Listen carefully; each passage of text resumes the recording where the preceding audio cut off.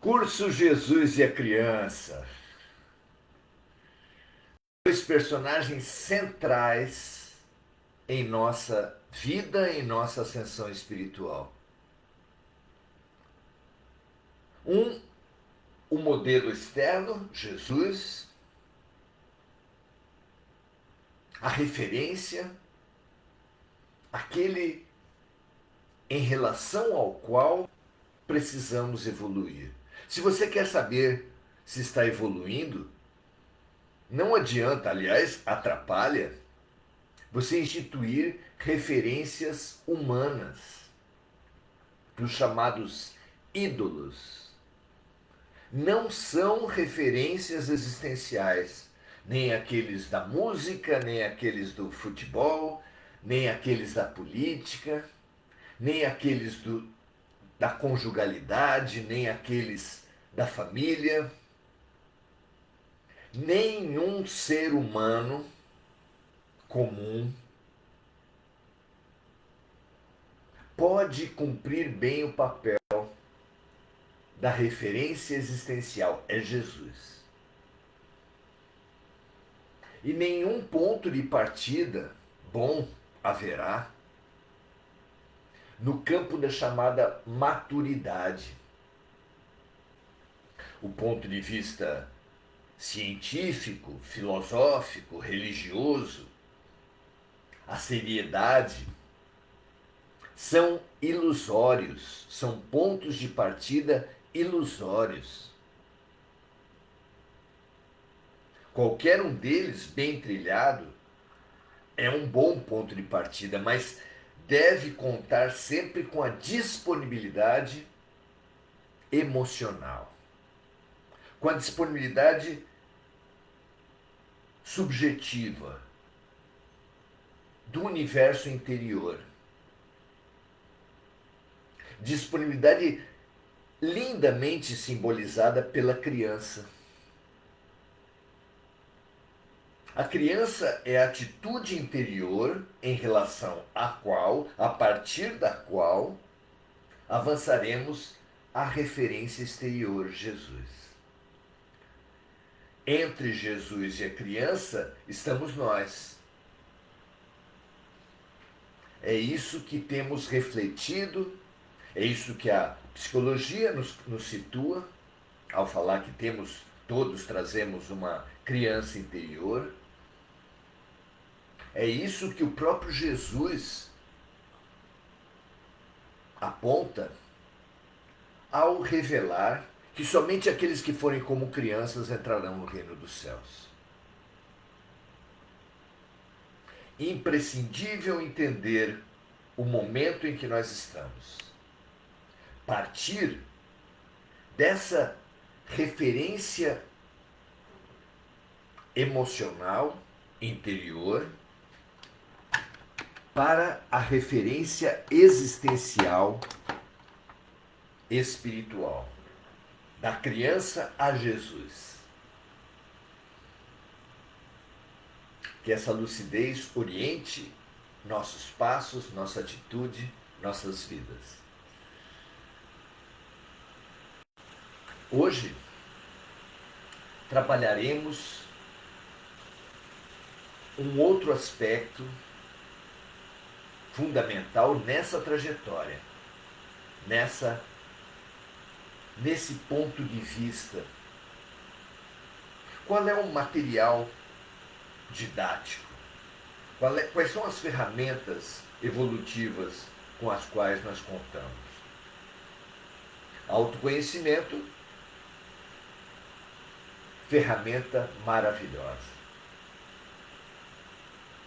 Mas o tempo e o lugar,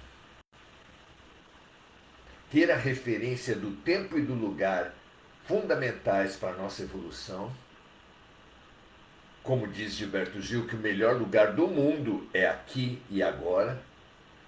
Como diz Eckhart Tolle, o poder do agora. Como diz Jesus, a cada dia basta o seu mal. A vida, a lei de atração, situam maravilhosamente o tempo e o lugar em que a vida ocorre. A mente pode estar escravizada ao passado pela mágoa ou pela culpa. A mente pode estar escravizada ao futuro pelo controle e pela ansiedade. Mas a verdade da vida, os remédios e as lições deixados pelo sublime médico, pelo maravilhoso mestre, estão no aqui e no agora.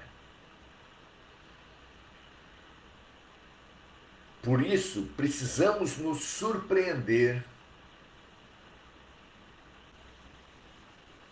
O olhar da criança é o olhar da surpresa, da curiosidade, da abertura. Precisamos nos surpreender com os fatos, com o Evangelho. Vejam, amigos, se o Evangelho é o nosso mapa e não nos orientarmos pelo mapa, para que serve o mapa? Para que serve a vida? Precisamos ler o mapa, interpretar o mapa, seguir o mapa. Perceber as dicas, as oportunidades, as belezas que estão contidas no Evangelho, nos surpreender com Jesus. Jesus é a boa nova. Precisamos nos surpreender com Jesus, precisamos nos surpreender com os fatos da vida.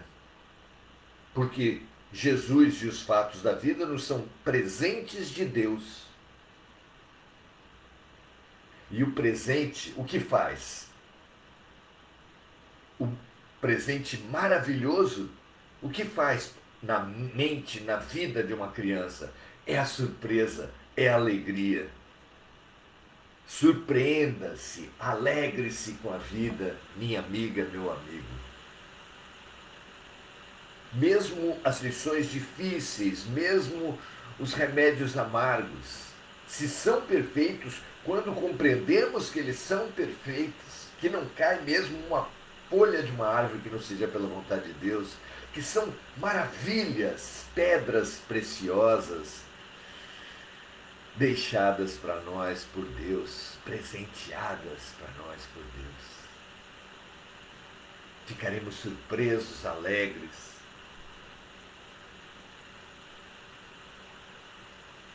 Pela perspectiva da cura e do aprendizado. Um aluno que gosta da matemática, mesmo com o problema mais difícil, ficará alegre, porque se sentirá desafiado, se sentirá crescer.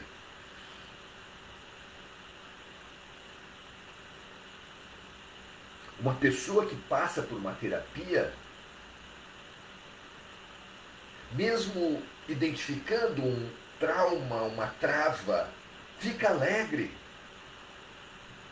Pela perspectiva do avanço. Ora, meu amigo, minha amiga, se você tem uma dor, se você tem um incômodo, passa por vários médicos e não consegue um diagnóstico, quando consegue, e ele lhe aponta uma terapêutica, mesmo que essa terapêutica seja difícil, você vai ficar alegre, porque abre a perspectiva da cura. Alegremo-nos com os desafios da vida, mesmo os mais difíceis, através da certeza da cura, da lição, do aprendizado, do bem que está sendo feito para você. Que essa injeção de ânimo, não utópica, não exterior, pueril, mas real, penetre em nossas almas. E nós saímos todos os dias de nossas camas, de nossas casas, penetrando nos fatos, na vida, nos desafios que a vida nos propõe, com alegria, com confiança, com plenitude. É sobre a surpresa do viver que nós vamos falar hoje.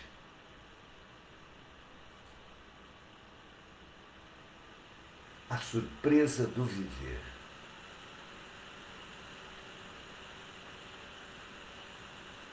Maravilhoso nos deixarmos presentear, surpreender, chocar, desafiar pela vida. O capítulo é o capítulo 26, número que se refere tanto ao capítulo de O Pequeno Príncipe, quanto do nosso livro, Entre o Pequeno Príncipe e o Grande Príncipe. Se você não o conhece, é esse. Entre o Pequeno Príncipe e o Grande Príncipe, uma releitura de O Pequeno Príncipe, a segunda obra mais traduzida do Ocidente, à luz do Evangelho de Nosso Senhor Jesus Cristo, o Grande Príncipe. Vamos lá? Temos feito em nosso curso, em nosso estudo, essa prática da leitura de Entre o Pequeno Príncipe e o Grande Príncipe, livro que está à sua disposição, que tem toda a sua renda revertida a projetos sociais, como todos os nossos livros. Os interessados podem nos buscar nas mensagens, inbox, aonde você preferir, na certeza de estar recebendo um estímulo nessa caminhada da atitude da criança rumo a Jesus. Quando Jesus disse, em passagem inesquecível, deixai vir a mim as criancinhas, ficou claro que para ir a Jesus precisamos ser como crianças. Que assim seja para todos nós. Então, vamos começar a leitura desse capítulo de hoje. Contra toda expectativa, Antoine conseguiu realizar o concerto e voltou para perto do poço.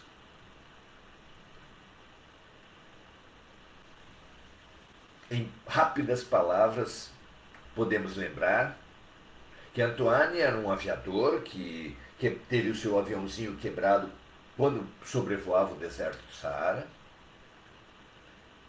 E esse concerto foi muito desafiador para ele. Ele ficou 8 dias tentando consertar e não conseguiu. Sua reserva de água acabou. Ele conheceu o Pequeno Príncipe e foram Antoine e o Pequeno Príncipe percorrer o deserto até achar um poço. A essa altura do relato, é claro que entre tudo isso aconteceram muitas aventuras, muitos relatos, muitas vivências, muitas autodescobertas, mas ele estava no poço quando decidiu voltar até o avião para retomar as tentativas de conserto. E contra toda expectativa, Antoine conseguiu realizar o concerto e voltou para perto do poço. Será que ele conseguiu porque mudou a atitude dele? Com o aprendizado que ele teve com o Pequeno Príncipe? Com o aprendizado de fazer o que ele estivesse fazendo, mas com atitude aberta para a luz? Foi assim que eles encontraram um poço no meio do deserto do Saara. E é uma dica para todos nós: buscar o reino dos céus, ter a nossa atitude na certeza de que tudo mais nos será acrescentado. Com uma boa atitude, com fé, nós somos invencíveis. Ele descobriu isso na procura da água, voltou com essa nova atitude e conseguiu consertar o seu avião. Realmente, na procura pela água, algo fundamental acontecera neles. Ele encontrou o príncipezinho acocorado no alto das ruínas de um velho muro de pedra. Ouviu dizer: Tu não te lembras então? Não foi bem este o lugar. Uma voz respondeu ao pequeno príncipe, porque ele replicou: Não, não estou enganado. O dia é este, mas não é este o lugar. E o príncipezinho continuou falando sem que Antoine distinguisse com quem. Tu verás na areia onde começam as marcas dos meus passos. É bem assim mesmo. Quando viajamos para o mundo da carne, voltamos sobre os passos no corpo e renascemos na água com guelras, rabo. Depois, membros curtos, parecemos peixe, lagarto. Você já pensou isso? Já viu as formas de um feto na barriga da mãe? Passamos por todas essas fases, como que revivemos a trajetória da vida no planeta Terra e na nossa própria existência. Renascemos na água, com guelras, rabos, rabo, na verdade. Depois, membros curtos, parecemos peixes, lagartos. E quando viajamos ao mundo do espírito, revivemos na mente o que vivemos em busca de lições e remédios. Então, assim como para voltar à carne, rememoramos a trajetória da carne, para voltar ao espírito, no fenômeno morte, rememoramos a trajetória espiritual.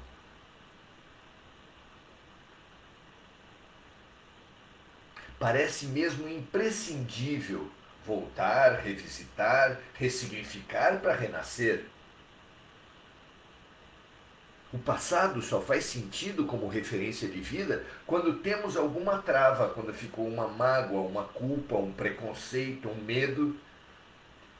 Voltamos para consertar e seguir. Antoine não enxergava, nem ouvia ninguém a não ser a criança. No entanto, o príncipezinho respondeu: Está bem, basta me esperar. Estarei lá esta noite. Aproximou-se Antoine, mas continuava a não ver nada. Parecia que a criança estava falando sozinha. O pequeno príncipe disse ainda após um silêncio: O teu veneno é bom? Não vou sofrer por muito tempo? Antoine então parou, o coração apertado, sem entender coisa alguma, mas compreendendo mais do que desejava. O grande príncipe igualmente previu e preparou seus amigos para uma partida e para uma volta, o que também os angustiou e os assustou. São diversas as passagens em que, sabendo do seu futuro, da forma da sua morte, Jesus alerta, prepara, compartilha com os discípulos, seus amigos, o que vai lhe acontecer.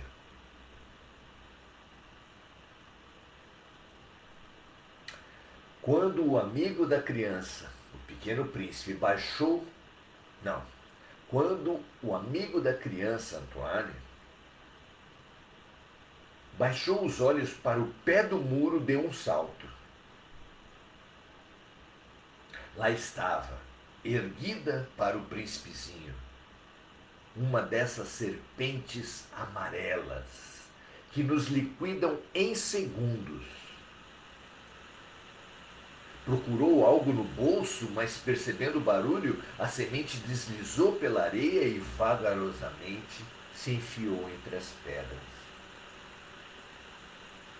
Ele chegou ao muro a tempo de segurar nos braços o seu caro príncipe, pálido como a neve. Que história é essa? Tu conversas agora com serpentes?